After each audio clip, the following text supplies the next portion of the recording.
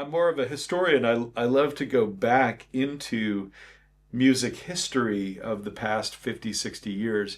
And I would say that my most important touchstone is the 1970s, just because that was the era when I was a child. I think my deepest memories of music go back to the 1970s.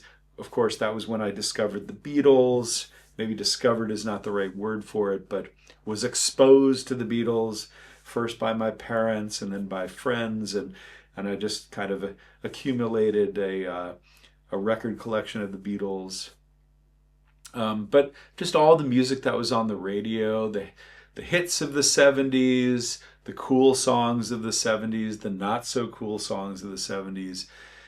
I still have like an emotional tug to that era of music. Even the stuff that maybe back then I wasn't really interested in, but it was just kind of part of the musical environment. I love listening to those songs now, and they bring back so many memories of childhood. But I think there was something very special about the 70s, about the music that came. You could call it the post Beatles era, right? Because the Beatles broke up in 1969, the year I was born. And the 70s was kind of like after the divorce, after the breakup of the Beatles, everybody sort of, you know, recovering from that because the Beatles were such a huge band. They had so much influence over the whole music world. I think everybody was affected by their breakup. I think the Beatles were once in a, I don't know, even more than once in a generation, once in a century kind of phenomenon. Um, and then, of course, there's the Rolling Stones, who I've been covering lately. And the Rolling Stones, I've been, putting out acoustic versions of Rolling Stones songs. I'm up to 50 now, or 52, I think. Anyway, I hit the milestone of 50 the other day. 50 songs, some of which I had known how to play before. I'd say maybe 20 of them I was somewhat familiar with. Another 30 that I kind of learned on the fly. That was a great experience because I think digging into the archive of the Rolling Stones, especially their early work, is a really fun thing to do. They have so many great songs from their early days. I think we're a lot more familiar with their sort of, I don't know if you could call it the middle period, but the 1970s era of Rolling Stones. And going back to the 60s when they were just forming their sound and their style is a pretty great experience. Um, like the Beatles, the Stones came out of the UK music scene starting in the early 60s. They were sort of the little brothers of the Beatles. Excuse me. The Beatles had established themselves already as a music group. They were already starting to record.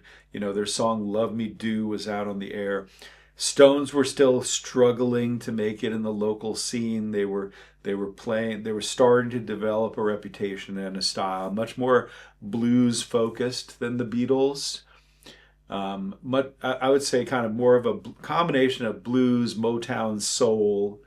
That was really the Stones style during the Brian Jones years, when they were just forming as a band. And then they took off in the 60s and kind of, you could say they kind of traveled in the wake of the Beatles. I think they were always in the shadow of the Beatles, but in a way they were sort of anti-Beatles, which is why they're so interesting. Whereas the Stones are kind of more, like I said, they're rooted in the blues. That's how they formed in the first place in the early 60s. Keith Richards, Mick Jagger, Brian Jones, later Bill Wyman coming in. They all had this connection to the blues. And it was the sadness, the darkness, but also the sexual explicitness of the blues and of its kind of offshoots of Motown and soul music. It was Black American music. It was about the rhythm. It was about sort of the primal urges of human beings and recognizing those primal urges and kind of letting them fly, letting them out in the open. I think it was kind of like a Dionysian experience to go to an early Stones concert. if I could go back to any year, I might pick 1962 or 1963 when the Stones were just kind of breaking out and establishing a reputation as a live band. And the Beatles were already on their way to becoming the great recording artists that they eventually became. Um, that would have been a phenomenal era to go and see live. Too bad I was born a couple of decades too late for that. It goes back to what I was saying that the Stones were kind of the anti-Beatles. I recall somebody once wrote or said that the Beatles wanted us to hold their hand. The Stones wanted to burn down our house. There was something in their attitude. I think when the Beatles met the Stones in like 1962, or was it 63, somewhere around there, they they went to the house where the Rolling Stones were all living together. They were just practically teenagers back then. And even though they were from a middle class background, they lived this lifestyle that was very kind of down and out, very grungy, kind of predated the grunge era by 30 years. Um, they were unkempt, they were unshaved, they were unwashed, they were crude. Um, they were starving, like literally. They didn't have enough food to eat on a daily basis. They were kind of starving artists. What you could think of like artists in Paris in the 1920s in their garrets. It was kind of like that. The Beatles. Let's just. I think the Beatles were shocked when they first saw how the Stones lived.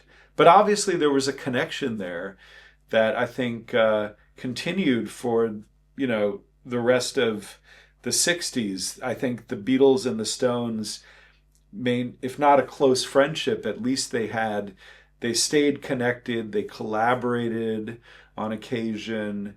They were obviously part of the same zeitgeist. It's just that they were on kind of different ends of the spectrum of music. But I think they did come together.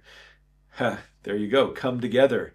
They came together with the blues. I think that's what brought them together in the first place. It's amazing, all these young artists that came out of the UK in the early 1960s, Eric Clapton, Jeff Beck, all these guys, they were all just connected to the blues. This was true of the Beatles and the Stones, and all these other bands. So they came out of that very dark, milieu where their country had nearly been destroyed and taken over by a hostile fascist power. Um, so I think they had a different experience, a very different childhood. Some of them had lost their fathers in the war. Um, there was just a lot of pain and suffering, I think, that they went through and that they were processing as kids and going into their teenage years. So I think the blues, when that came in, and it wasn't just the pain and suffering of the war and the post-war era, but I think it was also there was a lot of angst, a lot of ennui, a lot of sort of we're stuck in a small town with not a lot of great prospects. What do we do? Hey, pick up a guitar. That's your exit out of the small town life.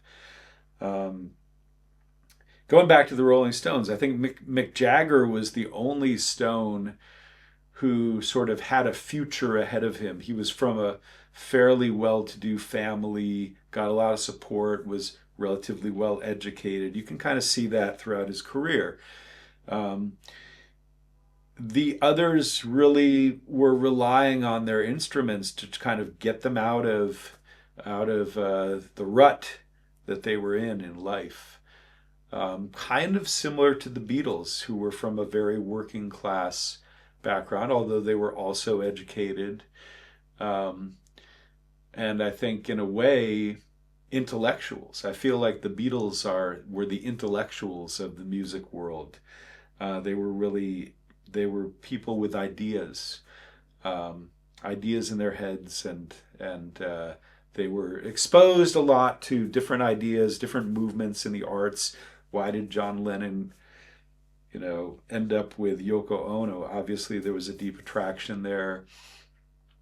So the Beatles were kind of into the avant-garde, whether it was Indian mysticism, philosophy, or again, Stones kind of trailing in their wake, but learning and picking that stuff up. And I think over time, kind of coming out of their grungy, frat boy sort of lifestyle and inventing something really powerful. Um, and like I've said earlier, if there's one band that, if not matches up, then comes close to the Beatles in terms of their overall legacy, it's got to be the Rolling Stones. And of course, they had a much, much longer um, arc to develop. So the Beatles ended in 1969. We can talk about post Beatles. We can talk about, some of the Beatles songs that they made together in the 1990s and even a year ago with Now and Then. But the Stones were just chugging along. They didn't seem to have the fundamental conflicts that the Beatles had. I think of it as with the Beatles, there were three incredibly powerful singer-songwriters in that group: John, Paul, and George. Ringo aside, also very important to the band, but not known for his songwriting skills. Um, but John, Paul, and George, really powerful minds going off in different directions. Again, sometimes people blame it on Yoko, that she seems to be an awfully convenient scapegoat for the Beatles breakup.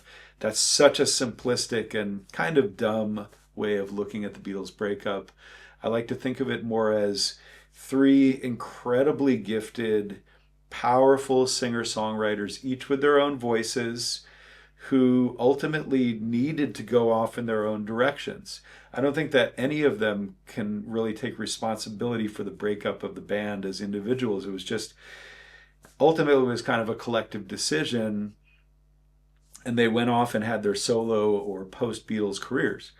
But I think with the Rolling Stones, after the death of Brian Jones, 1968, I think it was, ultimately it was the relationship between Mick and Keith, with Bill and Charlie playing these supporting roles, drum and bass.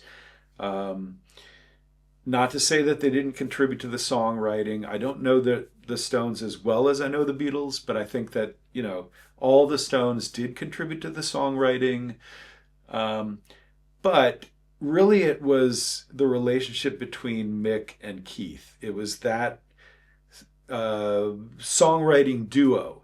And there was such a clear division of labor there in terms of the production of their songs, because Mick was the front man, nobody questioned that. He was the singer, he can play guitar, but really he's there singing, fronting the band with all the high energy and the high octane kind of persona that he developed, which was perfect for the band. And then Keith, kind of a shy guy, um, kind of a little bit in the background, but he was coming up with the great riffs.